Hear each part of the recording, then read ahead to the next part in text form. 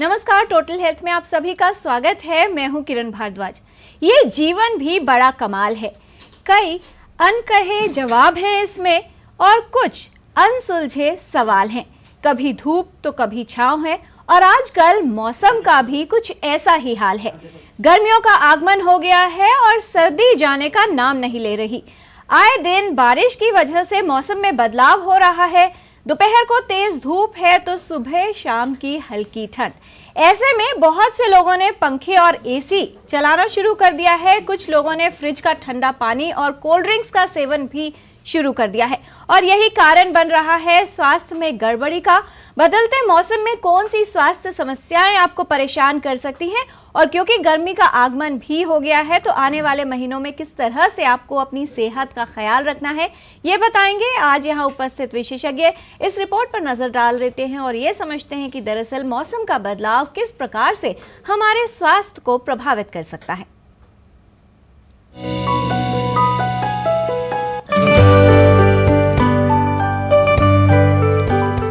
मौसम बदल रहा है, हल्की गर्मी महसूस होने लगी है। वहीं बीच बीच में मौसम बदलने और बारिश के कारण ठंड का प्रभाव भी चल रहा है। दिन में तेज धूप तो सुबह और शाम हल्की सर्दी। ऐसे में लोगों के लिए कई स्वास्थ्य समस्याओं का खतरा बढ़ सकता है। इस बदलते मौसम में बहुत से लोगों को शरीर में दर्द, जुकाम, बुखार, सिर दर्द, आंखों में जलन, पेट में दर्द, संक्रमण का खतरा, फ्लू, त्वचा की समस्याएं होने की संभावना रहती है। इस मौसम में दमा से प्रभावित रोगियों की समस्या बढ़ सकती है। बीमारियों का खतरा उन लोगों को अधिक होता है जिनकी रोग प्रतिरोधक क्षमता पहले से कमजोर होती है। बच्चों में संक्रमण की संभावना रहती है। धूप से आकर तेज पंखे में बैठना या ठंडा पानी पी लेना समस्या उत्पन्न कर सकता है। आवश्यक है कि अपनी रोग प्रतिरोधक क्षमता को मजबूत बनाएं, आहार पर विशेष ध्यान दें और व्यायाम करें। स्वस्थ जीवन शैली अपनाकर इस मौसम में बीमारियों के खतरे को कम किया जा सकता है। किरण भारद्वाज, डीडी न्यूज।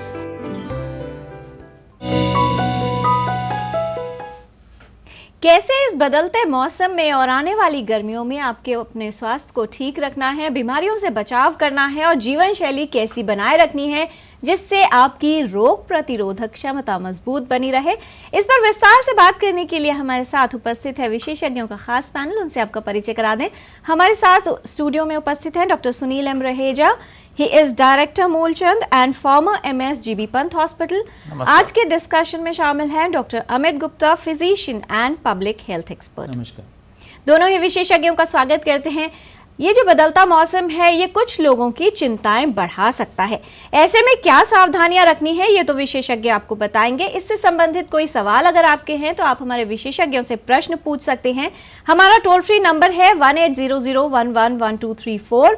आप अपने प्रश्न ईमेल के माध्यम से भी हम तक पहुंचा सकते हैं। ईमेल एड्रेस है ddnewstotalhealth@gmail.com। तो आइए जानकारी की शुरुआत करते हैं और समझते हैं कि कैसे हो देखभाल गर्मियों के मौसम में और खास तौर पर इस बदलते मौसम में। सबसे पहले डॉक्टर सुनील एम रहेजा, आपसे ही ये जानना चाहेंगे कि आजकल हर दूसरे व्यक्ति को सर्दी, जुकाम, गला खराब होने की परेशानी देखी जा रही है। बदलते मौसम में अपने आप को कैसे अडेप्ट करवाएं, किस तरह से अपने स्वास्थ्य को ठीक रखें, बहुत से लोगों के लिए ये एक बड़ा प्रश्न है। क्यों बढ़ रही हैं सर्दी, जुकाम जैसी समस्याएं और कैसे इनको दूर रखने के उपाय किए जा सकते हैं? ये एक बहुत ही अच्छा प्रश्न है। यदि हम देखें तो कफ, कोल्ड, फ्लू आजकल बहुत ज़्यादा कॉमन है और इसकी वजह ये है कि ये जो टेम्परेचर है ये वायरस फ्रेंडली है और ये सब वायरल इन्फेक्शंस हैं। और इसकी वजह ये है कि दिन के जो मिडिल पार्ट है उस समय गर्मी होती है, सुबह शाम हल्की ठंड हो जाती है और रात में ठंड हो जाती है। तो ये जो चेंज ऑफ टेम्परेचर है हम लोग इसमें नेग्लिजेंट हो जाते हैं। जैसे रात में भी हम पंखा चलाया, कुछ लोग एसी भी चलाना शुरू कर दिया है, तो उससे जो वेरिएशन ऑफ टेम्परेचर है इससे बॉडी का जो इम्यून सिस्टम है, इम्यूनिटी है, वो कम हो जाती है। तो आप समझ सकते हैं एक तो वायरस के लिए फ्रेंडली वेदर है ये और दूसरा हम उसमें ध्यान नहीं रख पा रहे हैं और इसीलिए ये इन्फेक्शन इस समय काफ़ी ज़्यादा हैं। हम डेली पेशेंट देख रहे हैं इन्फ्लुएंजा के, वायरल फीवर के, कफ के, कोल्ड के। और इसके साथ ही यदि मैं कहूँ कि typhoid, diarrhoea, loose motion, vomiting, acute gastroenteritis के केसेस भी इस समय ज़्यादा आ रहे हैं। तो हमें इस समय अपने स्वास्थ्य का ध्यान रखना है, खाने पीने का ध्यान रखना है, रात में थोड़ा सा बॉडी को कवर करके रखें ताकि आपको बीमारी ना पकड़ सके। हाइड्रेशन मेंटेन करें, हेल्दी खाना खाएं, खुश रहें। जी, और भी क्या टिप्स हैं सुरक्षा की वो भी जानेंगे आपसे। उससे पहले डॉक्टर अमित आपसे ये समझ लें कि कौन से वो लोग हैं जिन्हें अधिक ध्यान देने की आवश्यकता है, क्योंकि बच्चों की अगर बात करें तो बच्चों को ना तो बाहर निकलने से रोका जा सकता है और ना ही खेलने से। अगर बच्चों की स्कूल की छुट्टियां भी आने वाली हैं, आमतौर पर बच्चों को ये कहा जाए कि ये ठंडा न पीजिए या फ्रिज से कुछ निकाल कर न खाएं तो बहुत मुश्किल सा लगता है। किस तरह की बातों का ध्यान देना है और खास तौर पर हाइजीन की कितनी इंपॉर्टेंस होगी, क्योंकि जैसे इसको मौसम कहा जाता है संक्रमण का खतरा बढ़ाने का, उससे बचाव में हाथों की साफ सफाई और पूरी स्वच्छता का ध्यान देने का क्या महत्व? जी किरण जी, ये बहुत ही महत्वपूर्ण है, क्योंकि जैसे ये मौसम बदलता है तो उस वक्त बहुत सारी प्रक्रियाएं होती हैं वातावरण में, मनुष्यों में, जीव जंतुओं में और पौधों में भी। और जैसे ये मौसम बदलता है कई लोग अपना कूलर, एसी, पंखा शुरू कर देते हैं बजाय उसको कि पहले साफ सफाई करें, एसी की सर्विस कराएं या कूलर की सर्विस करें। तो इसलिए वो जो धूल मिट्टी उसमें है, कुछ जीवाणु, कीटाणु, जर्म्स हैं, वो सब भी कमरे में, घर में, ऑफिस में हो जाते हैं, जिसकी वजह से लोगों को दिक्कतें होना शुरू होती हैं। जी, और शायद इसीलिए इस मौसम में परागकण भी होते हैं, तो जो श्वसन रोगी हैं उनकी समस्याएं भी काफी बढ़ जाती हैं डॉक्टर अमित। जी, तो जिनको अस्थमा है या क्रॉनिक ब्रोंकाइटिस है, साथ ही जिनको और क्रॉनिक कंडीशन जैसे डायबिटीज हुआ, दिल की बीमारी हुई या क्रॉनिक किडनी डिजीज या लिवर डिजीज है, तो उन सब लोगों को भी ये सभी तरह के इन्फेक्शन, एलर्जी और दूसरी बीमारियां जल्दी लगने का खतरा रहता है और उनकी कंडीशन ज़्यादा खराब होने का भी खतरा रहता है। खास तौर से वो लोग जो बूढ़े हैं या जो इन्फेंट, छोटे बच्चे हैं, उनकी रोगों से लड़ने की प्रतिरोधक क्षमता कम होती है और इसीलिए उनको ये बीमारियां लगने का और उनके लक्षण ज़्यादा होने का खतरा ज़्यादा रहता है। इसके अलावा वो लोग जैसे प्रेग्नेंट महिलाएं हैं और जो लोग ज़्यादा मोटे हैं, जो लोग शराब पीते हैं या जो लोगों की बीमारी से लड़ने की ताकत कम है, और कुछ लोग जो इम्यूनोसप्रेसेंट ऐसी दवाइयों को लेते हैं जिससे कि हमारे शरीर की प्रतिरोधक क्षमता कम रहती है, उनको भी ये सब बीमारियां होने का रिस्क ज़्यादा रहता है। इसलिए ये बहुत ज़रूरी है कि हम हर तरह की प्रिकॉशंस पहले से लें, बड़ों को, जो ज़्यादा रिस्क के लोग हैं उनको और बच्चों को समझाएं कि क्या क्या प्रिकॉशन ली जा सकती है। लेकिन सबसे ज़रूरी है कि जैसे ही कोई हल्का सा भी सिम्टम आता है, कोई लक्षण आता है, तो हम उसे इग्नोर ना करें, क्योंकि अगर अर्ली स्टेज में हम किसी भी कंडीशन को हैंडल करते हैं तो वो हम उसको आगे कॉम्प्लिकेट होने से बचा सकते हैं। राइट।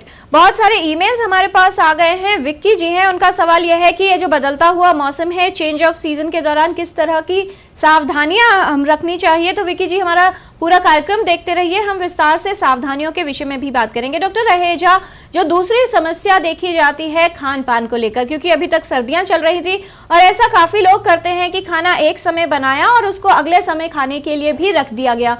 फ्रिज में रखने की आवश्यकता शायद अभी तक नहीं पड़ रही थी, लेकिन जिस तरह से मौसम का बदलाव और टेम्परेचर वेरिएशन हो रहा है, सुबह ठंड है, दोपहर को तेज गर्मी है, ऐसे में खान पान की स्टोरेज और खाना जो है तुरंत बना के ताज़ा भोजन लिया जाए, घर का पका भोजन लिया जाए और रखा हुआ भोजन अवॉइड करें, कितना आवश्यक आप मानते हैं? हाँ, जैसे डॉक्टर अमित बता रहे हैं कि इस समय हमें हाइजीन बहुत इंपॉर्टेंट है, साफ सफाई का रखना बहुत ज़रूरी है। प्रेफरेबली आप खाना उतना ही बनाएं जितना आपने खाना है, और खाना घर का बना हुआ, जो सफाई से बना हुआ है, साफ तरीके से उसका सेवन करें। बाहर के कटे हुए फल, सब्जियां, चाट, पकौड़ी इससे अवॉइड करें, क्योंकि इससे आपको इन्फेक्शन के चांसेस ज़्यादा हो जाते हैं, क्योंकि इस मौसम में वायरस ग्रोथ फ्रेंडली है, दूसरा बैक्टीरियल का भी इस समय जो ग्रोथ है जल्दी होता है, तो इन्फेक्शन जल्दी फैलते हैं जी। तो इन चीज़ों का हमें ध्यान रखना है। खाना उतना बनाएं, और यदि आप फ्रिज में खाना बच गया है तो उसको फ्रिज में रखिए, प्रॉपर कवर करके रखिए, और ऐसे खाने को आप 24 घंटे के अंदर इस्तेमाल कर सकते हैं। और प्रेफरेबली यदि आप उस ऐसे फूड को 5 डिग्री सेल्सियस से नीचे रखते हैं, लाइक फ्रीज़र में रखते हैं, तो उसका जो शेल्फ लाइफ है वो अप टू 7 डेज हो जाता है। लेकिन इसमें सबसे इम्पॉर्टेंट पॉइंट ये है कि यदि आप खाने को एक बार फ्रिज में से निकालते हैं खाने के लिए, तो उतना ही खाना गर्म करके सेवन कर लें, सारे खाने को गर्म ना करें और उसको दोबारा फ्रिज में ना रखें। यदि आप ऐसा करते हैं तो उसमें फिर से जो बैक्टीरियल ग्रोथ है, वायरस ग्रोथ है, वो ज़्यादा होगा, वो खाना इन्फेक्टिव हो जाएगा। साथ में पीने के लिए स्वच्छ जल का इस्तेमाल करें। प्रेफरेबली आपको, ये भी एक स्टडीज़ आई है, मैं कल ही देख रहा था कि हमें साफ़ पानी पीना भी उतना ही आवश्यक है जितना कि साफ़ खाना खाना। और इसमें तीसरी बात है हैंड हाइजीन। हैंड हाइजीन, यदि आप खाना बनाते हैं, खाना खाते हैं या शोच जाते हैं या किसी गलत जगह पे, मतलब हैंडल को, डोर हैंडल को यहाँ वहाँ हाथ लगाया या हाथ आपके गंदे हो गए हैं, तो उनको आप साफ़ करिए। खाना खाने से पहले हाथ अवश्य धोएं, खाना बनाने से पहले हाथ धोएं, साफ पानी का इस्तेमाल करें। और हाथ धोने का भी एक टेक्निक है सिंपल, जिसमें कि 15 या 20 सेकंड लगते हैं। आप यहाँ पे साबुन लेंगे, हथेली पे इसको रोटेट करेंगे, जब थोड़ा सा झाग बन जाएगा तो back of the hand interlace करते हुए हाथों को रगड़ेंगे, फिर ये अंदर वाली साइड से इंटरलेस करते हुए हाथों को रगड़ेंगे।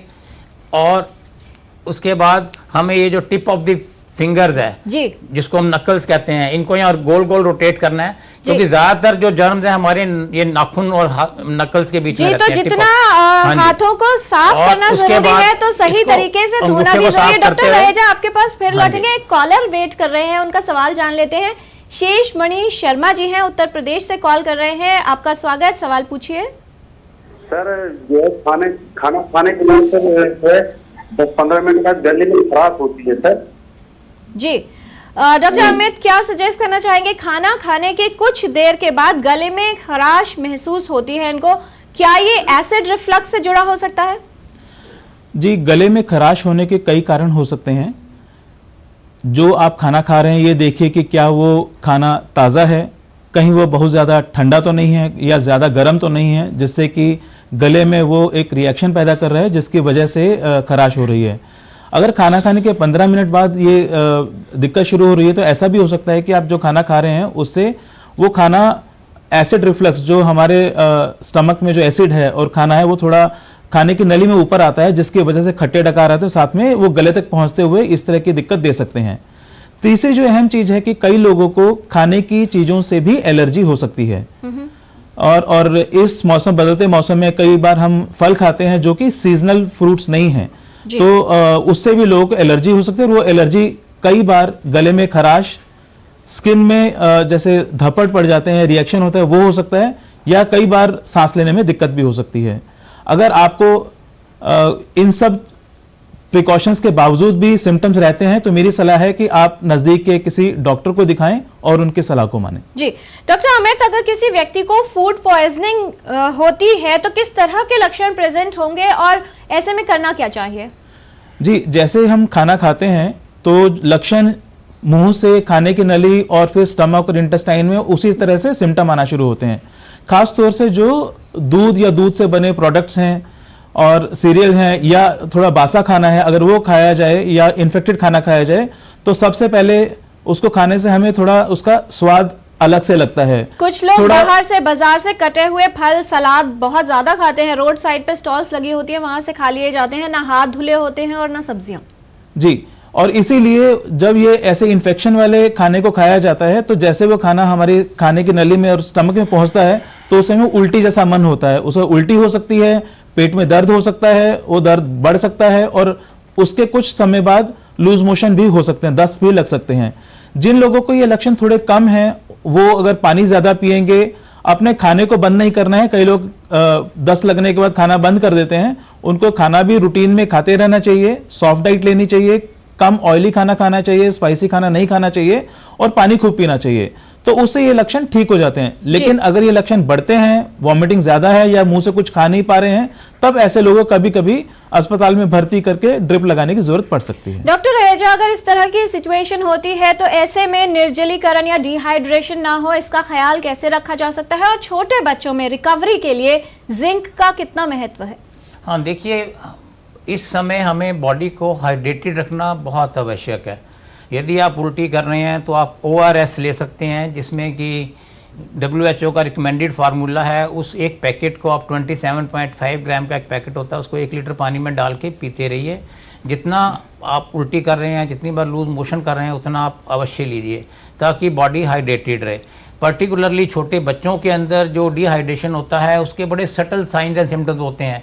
बच्चा सुस्त हो जाएगा, बिल्कुल बोलना बंद कर देगा, इरिटेबल हो जाएगा, बेचैन हो जाएगा। तो छोटा बच्चा बता नहीं पाता एग्जैक्टली क्या पोजीशन है। तो हमारी को ये आवश्यक जानना है कि ये डिहाइड्रेशन का साइन है। और पहला जो साइन है डिहाइड्रेशन में होता है कि आपका यूरिन बनना कम हो जाता है, पेशाब करना आप कम कर देंगे। और इसके अलावा आप घर के अंदर एक देसी फार्मूला है जिसमें कि आप आधा लीटर पानी ले सकते हैं, उसमें 2 चम्मच चीनी, आधी चम्मच नमक और आधा नींबू डाल के एक कहते हैं ना कि नेचुरल ORS बन जाता है जिसका हम सेवन कर सकते हैं। नारियल पानी, छाछ, दही, दाल का पानी, चावल का पानी, ताज़ा फलों का रस, ये हम ले सकते हैं जिससे कि हमारी बॉडी हाइड्रेटेड रहे।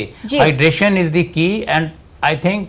और ज़्यादा समय तक हमें इसमें इंतज़ार नहीं करना चाहिए। नज़दीकी स्वास्थ्य केंद्र जाके प्रॉपर मेडिकेशन, टाइमली मैनेजमेंट इसका बहुत आवश्यक है। यदि आप ज़्यादा समय तक डिहाइड्रेशन में रहते हैं तो ये सीरियस टर्न ले सकता है। जी, तो अगर बच्चे में कोई असामान्य लक्षण नजर आ रहे हैं तो तुरंत विशेषज्ञ को दिखाएं। फिलहाल एक कॉलर हैं इटावा उत्तर प्रदेश से, अजय गोयल हैं फोन लाइन पर। अजय साहब बहुत स्वागत, सवाल पूछिए। जी नमस्ते। नमस्कार जी डॉक्टर साहब, से मेरा एक क्वेश्चन है कि डॉक्टर साहब जैसे अभी सर्दियों का सीजन चल रहा था तो उस में मैं सुबह जगता था तो नॉर्मली रहता था। अभी क्या हो रहा है कि मतलब मुझे सुबह जगते ही बहुत सारी छींकें आती है, एक साथ मतलब 10 छींक या 20 छींक लगातार आएंगी जी। तो उसमें क्या होता है कि मतलब आंसू पूरे आंख में आ जाते हैं और मतलब आंख लाल भी हो जाती है सुबह सुबह।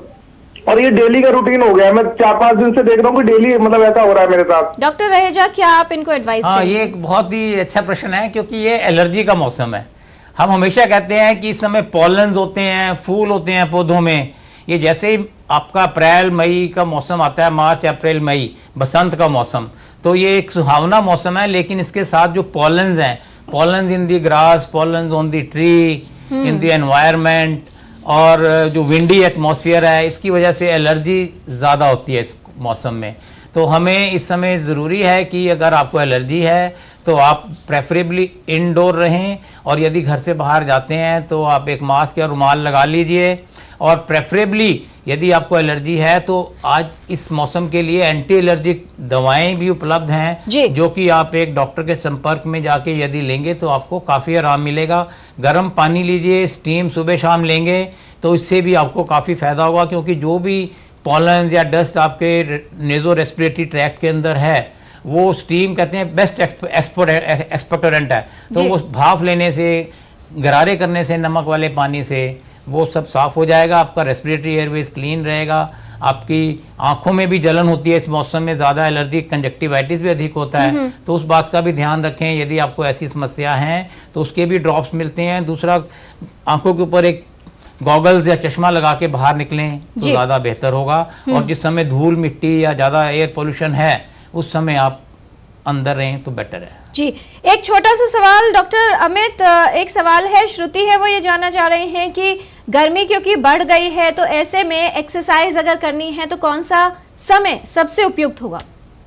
देखिए, भारत में ज़्यादातर जो ज़्यादा गर्मी है वो दिन के समय होती है। तो जैसे हम बोलते हैं कि सुबह 10 से शाम के 4 बजे का समय ऐसा रहता है जिसमें बहुत ज़्यादा गर्मी होती है। तो अगर आप physical activity, outdoor sports activity या एक्सरसाइज करना चाहते हैं तो आप प्रेफर कीजिए अर्ली मॉर्निंग या इवनिंग का समय। शाम का समय या सुबह का समय ज़्यादा अच्छा रहेगा फिजिकल एक्टिविटी करने के लिए। और इसके लिए बहुत ज़रूरी है कि अगर आप तब एक्सरसाइज भी करते हैं तो अपना पानी का इंटेक अच्छा रखिए, क्योंकि अगर उसमें डिहाइड्रेशन होगा तो उससे कुछ लक्षण आ सकते हैं। तो अपना थोड़े थोड़े समय पे पानी पीते रहिए। और घर के अंदर रहकर भी कई तरह की एक्सरसाइज की जा सकती हैं, और योगा, मेडिटेशन, डांस और बाकी जो चीज आपको अच्छा लगता है आप घर के अंदर भी कर सकते हैं। तो विशेष तौर पर अगर गर्मियों में आप एक्सरसाइज कर रहे हैं तो निर्जलीकरण यानी डिहाइड्रेशन ना हो, इस बात का भी ख्याल रखना है। और बहुत अधिक गर्मी ना हो, अगर ऐसा समय है तो आप सुबह या देर शाम को भी व्यायाम के लिए जा सकते हैं। आज हम टोटल हेल्थ में बात कर रहे हैं कैसे इस बदलते मौसम में अपने स्वास्थ्य की देखभाल की जाए। हमारे साथ स्टूडियो में उपस्थित हैं doctor Sunil M Raheja, doctor Amit Gupta, और ये समय हो गया है टोटल हेल्थ में कुछ और भ्रमों भ्रमों को दूर करने का रैपिड फायर क्वेश्चंस राउंड के माध्यम से छोटे सवाल और बहुत छोटे जवाब। पहला सवाल डॉक्टर रहेजा आपसे कि क्या इस मौसम में सर्दी, खांसी, जुकाम या बुखार होना आम बात है, तो कुछ करने की आवश्यकता नहीं है? इस समय ये अधिक होता है सर्दी, खांसी, जुकाम, तो आप सुबह शाम अपना ध्यान रखें और स्वास्थ्य का, सफाई का ध्यान रखें। इस मौसम में सिर्फ उन्हीं लोगों को समस्या हो सकती है जिन्हें दमा रोग या कोई श्वसन रोग हो, डॉक्टर अमित? जी, इनको तो प्रॉब्लम ज्यादा होने का रिस्क है ही, लेकिन बूढ़े लोग, छोटे बच्चे, प्रेग्नेंट वुमेन और जिन लोगों को क्रॉनिक कंडीशन जैसे शुगर की बीमारी है, दिल की बीमारी है या कोई भी लंबी बीमारी है, उनको भी ज्यादा रिस्क है जी, जो गर्मी से होने वाली समस्याओं के लिए। डॉक्टर रहेजा, इस मौसम में समस्या का कारण क्या बनता है? टेम्परेचर का सडन वेरिएशन यानी अचानक बदलाव या फिर संक्रमण?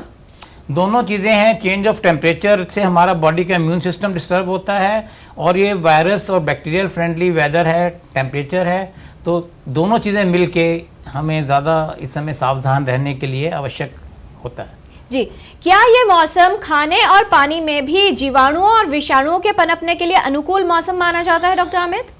जी हाँ, इस बदलते मौसम में न सिर्फ परागकण और धूल मिट्टी बल्कि कई तरह के जीवाणु और विषाणु भी होते हैं। जैसे मैंने बताया कि पेड़ पौधों में परागकण है, उसी तरह से घर में जो कूलर या एसी लंबे समय तक नहीं चल रहे थे, उन सब में भी ये पनप जाते हैं। फंगस जो फफूंदी का इन्फेक्शन है वो बहुत कॉमन है, जो कि एलर्जी भी करता है। राइट। और इस मौसम में इन सभी रोगों को होने का रिस्क बहुत ज्यादा है। और छोटे जवाब चाहेंगे डॉक्टर रहेजा, इनमें से कौन से संक्रमण का खतरा इस मौसम में बढ़ सकता है? त्वचा का संक्रमण, श्वसन संक्रमण यानी रेस्पिरेटरी इन्फेक्शंस या फिर स्टमक इन्फेक्शंस?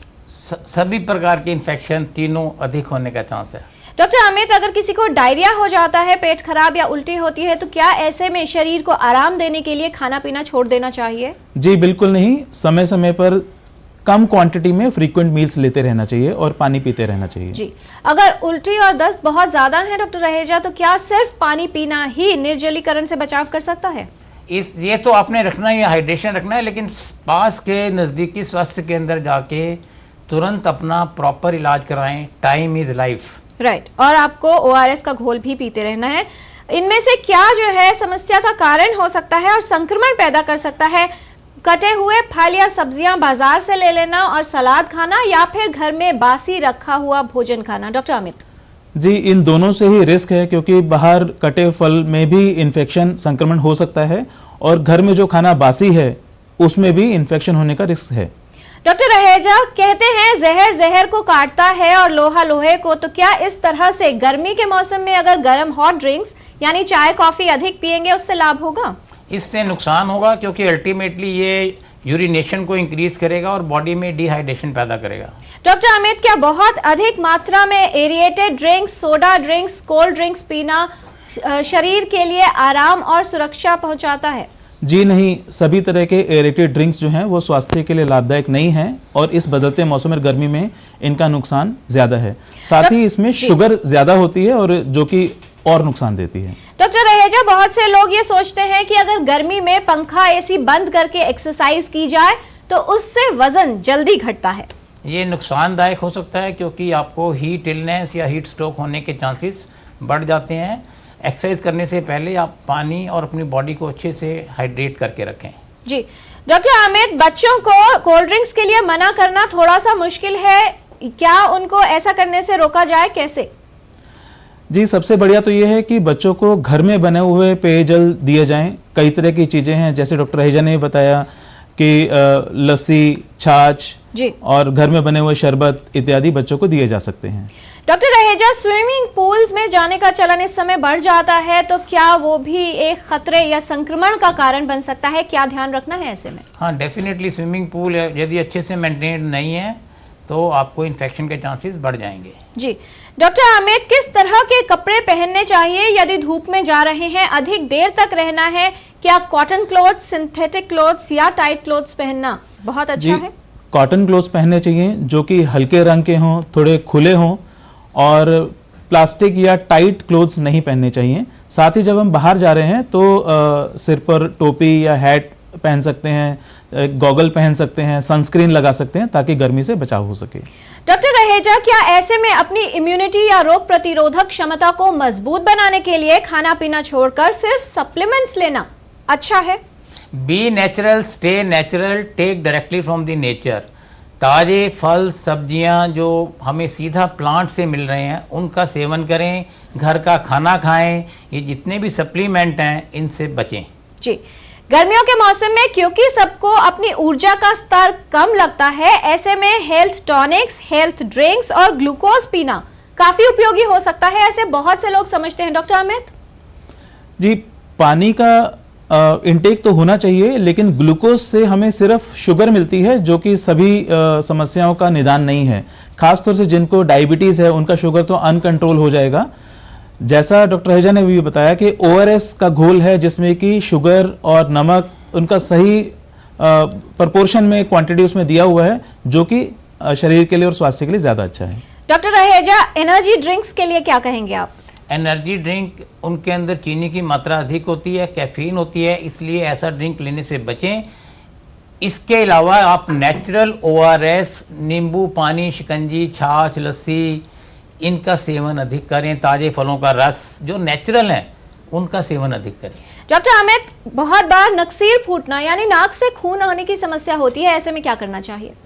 देखिए, जैसे नक्सीर अगर फूटती है, सबसे पहला काम है कि घबराएं नहीं, और जिसकी नक्सीर फूटी है उसे एक कुर्सी पर बिठा दें, थोड़ा आगे की तरफ झुक कर वो उनको बोलें कि वो अपने ही हाथ से नाक को कस के बंद रखें, जो नाक की हड्डी है उसे थोड़ा नीचे मांस वाली जगह पर, त्वचा पर, वहां पर प्रेस करें कम से कम 5 से 10 मिनट के लिए।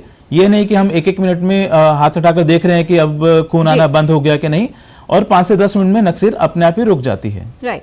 डॉक्टर रहेजा, इस मौसम में किस तरह का आहार लेना सबसे अच्छा है? नेचुरल फ्रूट्स एंड वेजिटेबल, जो इस समय सीजनल फ्रूट्स एंड वेजिटेबल हैं उनका सेवन अधिक करें।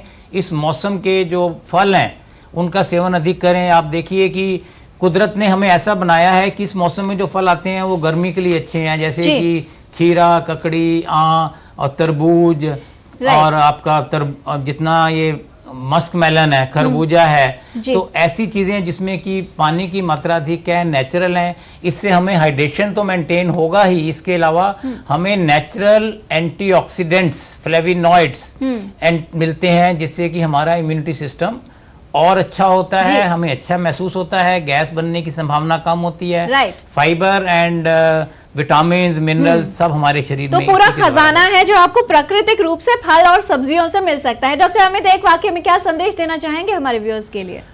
जी, मैं ये कहना चाहूंगा कि इस बदलते मौसम में अपना ख्याल रखें, हर तरह की प्रिकॉशंस लें, और कोई भी लक्षण अगर होता है, कई चीज़ों की होम रेमेडीज़ हैं जो घर पर हम उनका इलाज कर सकते हैं। मगर अगर आपको लगे कि आपके लक्षण ठीक नहीं हो रहे हैं या और ज़्यादा खराब हो रहे हैं, तो बिल्कुल हिचकिचाएं नहीं, नज़दीक के स्वास्थ्य केंद्र में जाएं, डॉक्टर से मिलें और उनकी सलाह को मानें।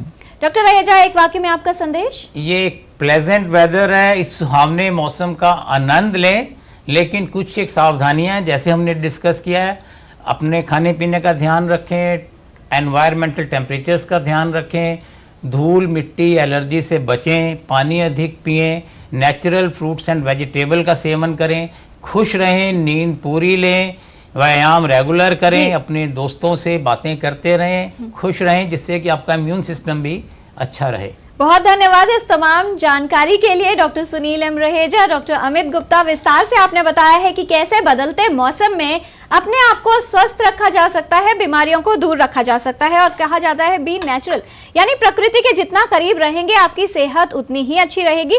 और जैसा विशेषज्ञों ने कहा, संक्रमण ना हो इसके लिए स्वच्छता का विशेष ध्यान रखना है। तो आपके हाथ में ये जो मोबाइल फोन होता है, ये माना जाता है कि सबसे पोटेंट सोर्स है इन्फेक्शन का, यानी संक्रमण की संभावना इससे सबसे अधिक होती है। अपने मोबाइल फोन को ठीक से साफ कीजिए, इसको बिस्तर पर, डाइनिंग टेबल पर न लेके जाइए, और खाना खाने से पहले हाथ अवश्य धोइए।